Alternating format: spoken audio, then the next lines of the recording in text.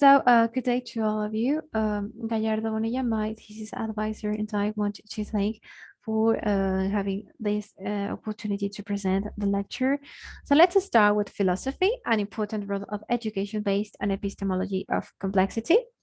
And the first slide says is regarding pedagogy. So pedagogy it is the aspect of education that has the need to innovate and respond to the needs of the education process expressed in the teaching and learning of children and young people. And I would say not only young people, so also to adult people.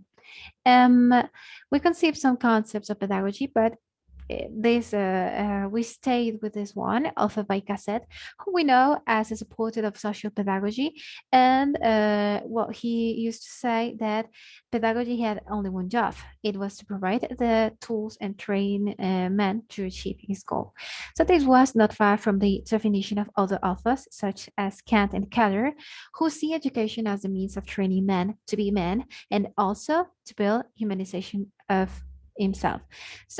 In short, or in brief, education is, or at least it was, a training tool for men, a human training offering multiple tools to achieve his goals.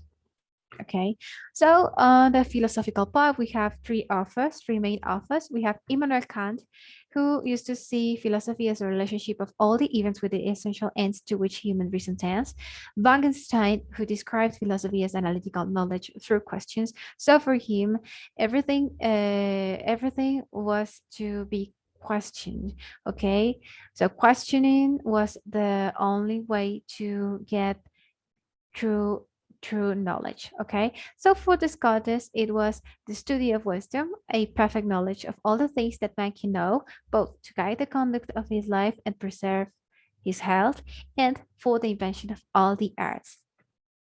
Now we have arrived to this part. We have pedagogy and philosophy on the other side, and this is one of the problems that the research has faced, because we have noticed that we don't use to unify knowledge. No, and this is a example. We don't usually see pedagogy and philosophy as one thing. No, we see them as isolated. So no, don't do this. Not at least not in this lecture. Okay, so it is necessary to question the isolation between one science and another, without delving into the eternal conflict of watching or considering both sciences or not. Okay, it seems to be more a matter of differences of opinion, so I will not I will avoid the conflict. And but as I mentioned, it is necessary to begin to interweave relationships in such a way that joining them is 1,000 times, joining both of them, okay, joining pedagogy and philosophy is 1,000 times better than seeing them from an individual perspective. So this does not enrich the student's training, in fact, okay, but it most likely hampers it because a student is not accustomed to join one learning with another. Since both branches involve critical reflection and personal growth, why not? Why cannot we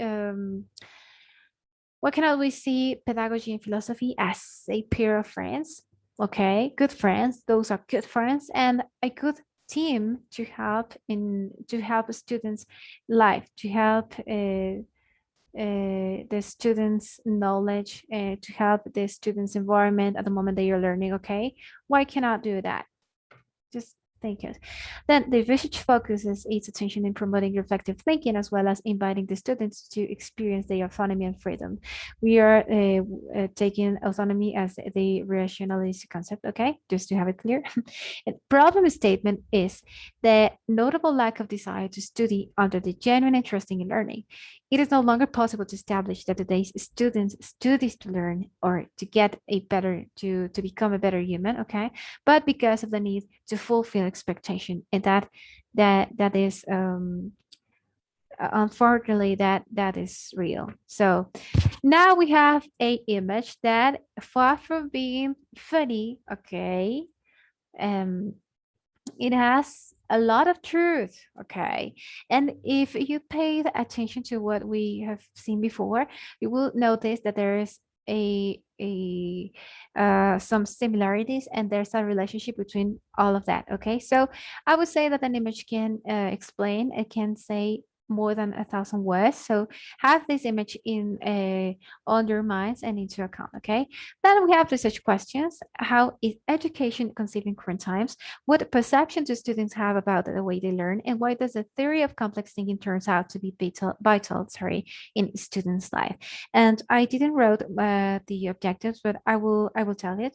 Um, whose task, talking about the general, whose task is to explain the purpose of an education founded on foundations of complex thinking. Along with this, we must consider the specific objectives, which refer to the description of the role of education today, as well as to know the way in which the student perceives it, and to interpret the epistemology of complexity as a key element of improving educational pathways. Then we have the context. The panorama under with which this research was born was the discouraging commentaries on the part of the students and academic staff, okay? Evidencing a lack of interest in what they wanted to be in life, okay? So there were some commentaries with a bit of uh, frustration or disappointment and all of that. So um, we wanted to inquire. We wanted to know what was behind of that.